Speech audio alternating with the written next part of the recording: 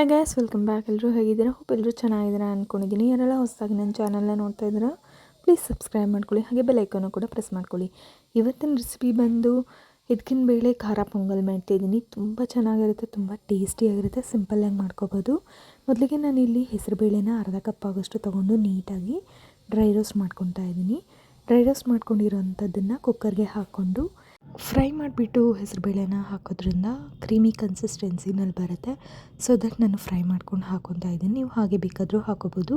2 cup ಆಗೋಷ್ಟು ಅಕ್ಕಿನ ತೊಗೊಂಡಿದ್ದೀನಿ. 1-3 ಸಾರಿ ಅಕ್ಕಿನ ಚೆನ್ನಾಗಿ ತೊಳ್ಕೊಳ್ಳಿ. ಹೆಸರುಬೇಳೆ ಮತ್ತು ಅಕ್ಕಿನ ಚೆನ್ನಾಗಿ ತೊಳ್ಕೊಂಡು ನೀರೆಲ್ಲ ತೆಕ್ಕೊಂಬಿಡ್ಬೇಕಾಗುತ್ತೆ. ಪೊಂಗಲ್ ಕನ್ಸಿಸ್ಟೆನ್ಸಿಗೆ 3 ಗ್ಲಾಸ್ ವಾಟರ್ ಹಾಕಿದ್ರೆ ತುಂಬಾ ಪರ್ಫೆಕ್ಟಾಗಿ ಆಗುತ್ತೆ. ಇಲ್ಲ ನಮಗೆ ಸ್ವಲ್ಪ ವಾಟರಿ ಕನ್ಸಿಸ್ಟೆನ್ಸಿನಲ್ಲಿ ಬೇಕು ಅಂತ ಹೇಳಿದ್ರೆ ನೀವು ಇನ್ನೊಂದು ಗ್ಲಾಸ್ ಹೆಚ್ಚಿಗೆ ಆ್ಯಡ್ ಮಾಡ್ಕೊಳ್ಬೋದು. ಸ್ವಲ್ಪ ಕರಿಬೇವಿನ ಸೊಪ್ಪು ಹಾಗೆ ಹಿದ್ಕಿಟ್ಕೊಂಡಿರುವಂಥ ಹಿದ್ಕಿನ ಬೇಳೆನೂ ಅರ್ಧ kg ತೊಗೊಂಡಿದ್ದೀನಿ. ಅದನ್ನು ಕೂಡ ಫುಲ್ ಸೇರಿಸ್ಬಿಟ್ಟು ಒಂದು ಲಿಡ್ ಕ್ಲೋಸ್ ಮಾಡಿ 1 ವಿಷಲ್ ತೊಗೊಂಡ್ರೆ ಪರ್ಫೆಕ್ಟಾಗಿ ಆಗುತ್ತೆ. ರೇಷನ್ ಅಕ್ಕಿನೂ ಸಹ ಬಳಸ್ಕೋಬೋದು. ನನ್ನ ಹತ್ರ ರೇಷನ್ ಅಕ್ಕಿ ಇಲ್ಲದೇ ಇರೋ ಕಾರಣ ನಾನು ಸೋನಾ ಮಸೂರಿ ಅಕ್ಕಿನ ಬಳಸ್ಕೊತಾ ಇದ್ದೀನಿ. ನೀವು ರೇಷನ್ ಅಕ್ಕಿ ಇದ್ದರೆ ರೇಷನ್ ಅಕ್ಕಿನೇ ಹಾಕ್ಕೊಳ್ಳಿ, ತುಂಬ ಟೇಸ್ಟಿಯಾಗಿ ಬರುತ್ತೆ. ಹಾಗೆ ಸ್ವಲ್ಪ ಕರಿಬೇವಿನ ಸೊಪ್ಪು ಹಾಕ್ಕೊಂಡು ನಾವೇನು ಬೇಳೆ ಹಿದ್ಕಿಟ್ಕೊಂಡಿದ್ವಲ್ಲ ಅದನ್ನು ಕೂಡ ಸೇರಿಸ್ಕೊತಾ ಇದ್ದೀನಿ.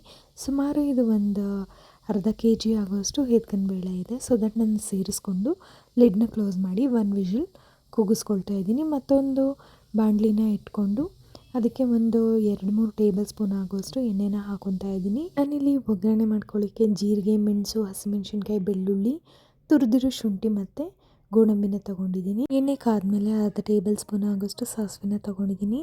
ಸಾಸಿವೆನ ಸೇರಿಸ್ಕೊಂಡು ಚಿಟಪಟ ಅಂತ ಇದ್ದಾಗೆ ಈಗಾಗಲೇ ನಾನು ತೋರಿಸಿದ್ನಲ್ಲ ಜೀರಿಗೆ, ಕಾಳುಮೆಣಸು, ಹಸಿಮೆಣ್ಸಿನ್ಕಾಯಿ, ಕರಿಬೇವಿನ ಸೊಪ್ಪು, ಬೆಳ್ಳುಳ್ಳಿ ಇದನ್ನು ಮೊದಲಿಗೆ ಹಾಕ್ಕೊಂಡು ಸ್ವಲ್ಪ ಫ್ರೈ ಮಾಡ್ಕೊಳ್ಬೇಕಾಗುತ್ತೆ. ಗೋಡಂಬಿನ ಜೊತೆಯಲ್ಲೇ ಹಾಕ್ಬಿಟ್ರೆ ಬೇಗ ಕಲರ್ ಚೇಂಜ್ ಆಗಿಬಿಡುತ್ತೆ. ಅದರಿಂದ ನಾನು ಮೊದಲಿಗೆ ಈ ಇಂಗ್ರೀಡಿಯೆಂಟ್ಸ್ ಎಲ್ಲ ಹಾಕ್ಕೊಂಡು ಒಂದು ಸ್ವಲ್ಪ ಫ್ರೈ ಮಾಡಿಕೊಂಡು ನಂತರ ನಾವೇನು ಗೋಡಂಬಿನ ಇಟ್ಕೊಂಡಿದ್ವಲ್ಲ ಆ ಗೋಡಂಬಿನ ಸಹ ಸೇರಿಸ್ಕೊತಾ ಇದ್ದೀನಿ. ಗೋಡಂಬಿನ ಕೊನೆಯಲ್ಲಿ ಹಾಕ್ಕೋಬೇಕು. ಮೊದಲಿಗೆ ಹಾಕ್ಕೊಂಡ್ಬಿಟ್ಟಿದ್ವಿ ಅಂದರೆ ತುಂಬ ಕಪ್ಪಾಗಿಬಿಟ್ಟು ಒಂಥರ ಕಹಿ ಅಂಶ ಬಂದುಬಿಡುತ್ತೆ, ಚೆನ್ನಾಗಾಗಲ್ಲ. ಸೊ ದಟ್ ಲಾಸ್ಟಲ್ಲಿ ಹಾಕ್ಕೊಂಡು ಅದನ್ನು ಚೆನ್ನಾಗಿ ಫ್ರೈ ಮಾಡಿಕೊಂಡ್ರೆ ಗೋಲ್ಡನ್ ಕಲರ್ ಆಗಿ ಬರುತ್ತೆ. ನಂತರ ಕೊಬ್ಬರಿ ಕೂಡ ಸೇರಿಸ್ಕೊತಾ ಇದ್ದೀನಿ. ಚಿಕ್ಕ ಚಿಕ್ಕದಾಗಿ ಕಟ್ ಮಾಡಿರೋಂಥ ಕೊಬ್ಬರಿ ಕೂಡ ಸೇರಿಸ್ಕೊಂಡು ನೀಟಾಗಿ ಫ್ರೈ ಮಾಡಿಕೊಂಡು ನಂತರ ಒಂದು ಸ್ವಲ್ಪ ಅರಿಶಿನ ಪುಡಿನೂ ಸಹ ಸೇರಿಸ್ಕೊತಾ ಇದ್ದೀನಿ. ಎಲ್ಲ ಇಂಗ್ರೀಡಿಯೆಂಟ್ಸ್ ಆಯಿಲಲ್ಲಿ ಫ್ರೈ ಆಗೋದ್ರಿಂದ ಇದ್ರ ಟೇಸ್ಟ್ ಕೂಡ ತುಂಬ ಚೆನ್ನಾಗಿ ಎನ್ಹ್ಯಾನ್ಸ್ ಆಗುತ್ತೆ. ಒಂದು ಸತಿ ನಾನು ಮಾಡಿರೋ ಥರ ನೀವು ಟ್ರೈ ಮಾಡಿ ನೋಡಿ, ತುಂಬಾ ಇಷ್ಟಪಟ್ಟು ತಿಂತೀರಾ. ಲಿಡ್ನ ಓಪನ್ ಮಾಡಿ ನೋಡ್ತಾ ಇದ್ದೀನಿ, ನೋಡಿ ಹೇಗಾಗಿದೆ. ಕನ್ಸಿಸ್ಟೆನ್ಸಿ ಈ ಲೆವೆಲಲ್ಲಿ ಇರಬೇಕು, ತುಂಬಾ ಚೆನ್ನಾಗಿರುತ್ತೆ. ನಾವಿವಾಗೇನು ಒಗ್ಗರಣೆ ಮಾಡ್ಕೊಂಡಿದ್ವಲ್ಲ ಅದನ್ನೆಲ್ಲ ಕುಕ್ಕರ್ಗೆ ಸೇರಿಸ್ಕೊಂಡು ನೀಟಾಗಿ ಮಿಕ್ಸ್ ಮಾಡ್ಕೊಳ್ಬೇಕಾಗತ್ತೆ. ಸ್ವಲ್ಪ ಏನು ಬಾಣಲಿನಲ್ಲಿ ಉಳಿದಿರುತ್ತಲ್ಲ ಅದಕ್ಕೂ ಕೂಡ ಒಂದು ಸೌಟಾಗುವಷ್ಟು ಅನ್ನನ ಸೇರಿಸ್ಕೊಂಡು ಮಿಕ್ಸ್ ಮಾಡ್ಕೊಳ್ಬೇಕಾಗುತ್ತೆ. ತುಂಬಾ ಟೇಸ್ಟಿಯಾಗುತ್ತೆ. ನೀವು ಒಂದ್ಸರಿ ಟ್ರೈ ಮಾಡಿ ನೋಡಿ, ಪದೇ ಪದೇ ಮಾಡ್ಕೊಂಡು ತಿಂತೀರಾ, ಅಷ್ಟು ರುಚಿಯಾಗಿ ಬರುತ್ತೆ. ನೀಟಾಗಿ ಮಿಕ್ಸ್ ಮಾಡಿಕೊಂಡು ಉಪ್ಪು ಖಾರ ಏನಾದರೂ ಇದ್ದರೆ ಈ ಟೈಮಲ್ಲಿ ನೋಡಿ ಚೆಕ್ ಮಾಡಿಕೊಂಡು ಹಾಕ್ಕೋಬೋದು. ನಾನೀಗ ಎಲ್ಲ ಕರೆಕ್ಟಾಗಿರೋದ್ರಿಂದ ಏನೂ ಬೇಕಿಲ್ಲ ಅಂತ ಅನ್ನಿಸ್ತು. ಸೊ ದಟ್ ಈಗ ನಾನು ಟೇಸ್ಟ್ ಮಾಡ್ತಾಯಿದ್ದೀನಿ, ತುಂಬ ಚೆನ್ನಾಗಾಗಿದೆ.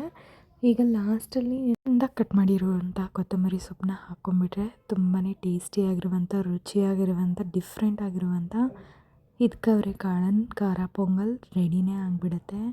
ತುಂಬ ಚೆನ್ನಾಗಿರುತ್ತೆ. ಎಷ್ಟು ಟೇಸ್ಟಿಯಾಗಿರುತ್ತೆ ಅಂತ ಹೇಳಿದ್ರೆ ನೀವು ಮತ್ತೆ ಮತ್ತೆ ಮಾಡ್ಕೊಂಡು ತಿನ್ನೋ ಅಷ್ಟು ಟೇಸ್ಟಿಯಾಗಿರುತ್ತೆ.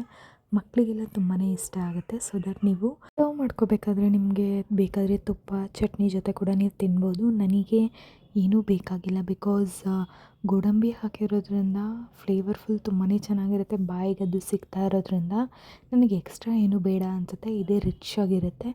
ನಿಮ್ಮ ಟೇಸ್ಟಿಗೆ ತಕ್ಕಂಗೆ ನಿಮ್ಮ ಪ್ರಿಫ್ರೆನ್ಸ್, ನೀವು ಯಾವ ರೀತಿ ಲೈಕ್ ಮಾಡ್ತೀರಾ ಆ ರೀತಿ ನೀವು ಅಡ್ಜಸ್ಟ್ ಮಾಡಿಕೊಂಡು ತಿನ್ಬೋದು. ಬೇಕಿದ್ದಲ್ಲಿ ನೀವು ಚಟ್ನಿ ಅಥವಾ ತುಪ್ಪ ಕೂಡ ಬಳಸ್ಕೊಂಡು ತಿನ್ಬೋದು, ಹಾಗೆ ಕೂಡ ತಿನ್ಬೋದು. ನಿಮಗೆ ಬಿಟ್ಟಿರುವಂಥದ್ದು. ತುಂಬಾ ರುಚಿಯಾಗಿದೆ. ಹೇಗೆ ಬಂತು ಅಂತ ಕಮೆಂಟ್ ಮೂಲಕ ನನಗೆ ತಿಳಿಸಿ. ಇನ್ನಷ್ಟು ರೆಸಿಪೀಸ್ನ ನಾನು ಅಪ್ಲೋಡ್ ಮಾಡ್ತಾ ಇರ್ತೀನಿ. Thank you so much for watching. Bye.